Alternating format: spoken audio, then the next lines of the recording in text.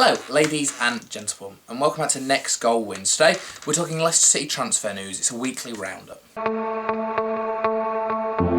So yeah, let's start off by first talking about the midfield. We still haven't got a central midfielder. There's 2 weeks to go to the start of the season now, and it still looks no close to buying a central midfielder.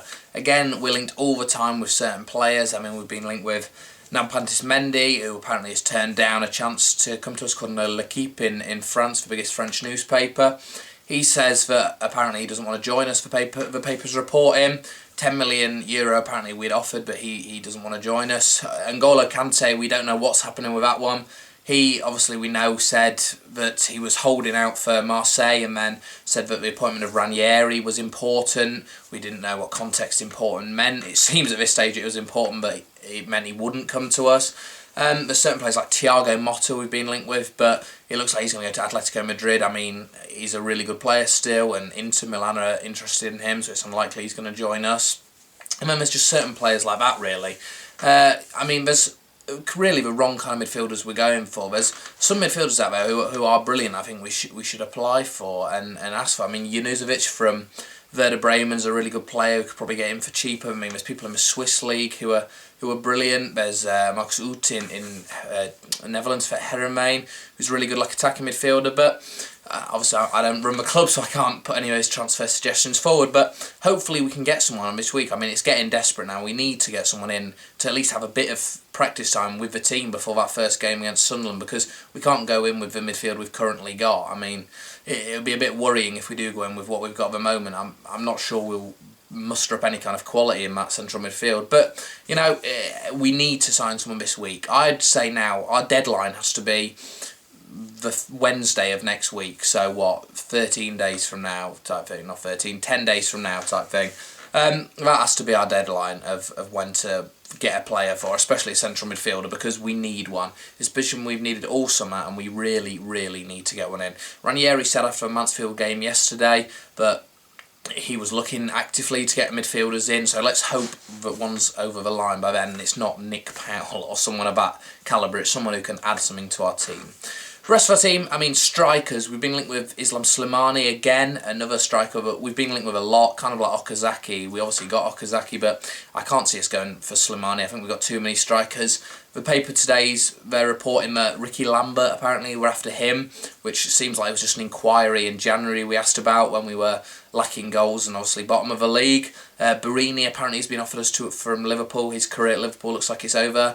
Barini's not really anyone I want. I don't think he'll offer much. Scored a few goals for Sunderland last year, a few years ago, but wasn't brilliant. Lambert obviously is a proven goal scorer in the Premier League with Southampton, but couldn't prove it at all with Liverpool. So another one I wouldn't be thrilled with, but you know, I mean, Lambert say he does come in and then it means Nugent goes. I'm not a massive Nugent fan myself. He's a brilliant Championship player, but his record proves he's not a great Premier League goal scorer. But Lambert, what's he going to be? 4th, 5th choice striker even if he joins us, so it's kind of a swap Nugent for Lambert. I mean, is there really much point? That's the way you have to look at it. And I can't imagine he's going to start in front of people like Ujoa, who scored more Premier League goals than he did last season. Vardy, who's got much more pace, and obviously Okazaki and Kramaric. So I can't see either of those two happening. I think we'll stay with our strikers we've got at the moment.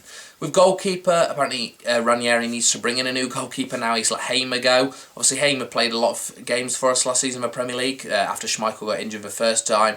He had an amazing performance, I remember, against Stoke away from home, making a lot of crucial saves. And then he kind of lost his place when Schwartz came in January, which is a bit of a surprise to a lot of us because Schwartz is obviously a lot older and not really sure what he offers, but Ranieri said Schwartz is going to be the number 2, and then we need to get someone in as a third keeper. So it'll be interesting to see who that third keeper is. There's obviously no names banding around at the moment, just for the fact that we do need some. But like I said, I think we have to set a window deadline now, of not when the actual window is, but before the season starts, and a few days before the season starts, so that guy can play in the first few games, because it's a massive period, the first few games. If you can get points under your belt, and especially that first game, Sunderland at home is a game that we should be winning. We should be beating Sunderland at home. So we need to get someone in place then who can lead our midfield. I mean, I imagine at the moment our team will set up, I'd say Schmeichel in goal. I think the same kind of having Morgan, Moore and Vasilevsky, Morgan, Hoof and Vasilevsky, sorry. That's if Morgan gets back in time from the Gold Cup with enough fitness left in him. If not, I think it'll be Liam Moore in there. And then it'll be Albrighton and on the right, Schlupp on the left, I imagine. Fuchs might play, but I'd imagine it'll be Schlupp. And then it's the same kind of team in midfield we finished last season with. So we haven't really brought anyone in who's going to start for us in our starting line. Obviously we brought Hoof in, but he played for us last season. So apart from the attacking areas where it could be, you never know, Kramaric and Okazaki starting, there's not really too much difference. The Mansfield game yesterday, I'm not sure we can read too much into that. Again, it was a rubbish game, another 1-1, Nugent got the goal and another penalty conceded by us, but I didn't do a review on it because there was not really too much to talk about. It was a bit of a bore draw, 1-0, not too much happened, not too much went on, and there's not really point talking about games in pre-season when not much happens. Obviously I'll do a review of every Premier League game, but it's just another one to get the fitness under the belt. And I mean, we're not going to draw 1-0 with Mansfield if we played them in the Premier League. I mean, we'd beat them. So it's a different mentality and it's a different time of the season. But we do need a central midfielder. We need a central midfielder now. People who've kind of come into the team, all these youngsters, none of them impressed me at all. Like Tom Lawrence hasn't impressed me. I thought he was poor last season.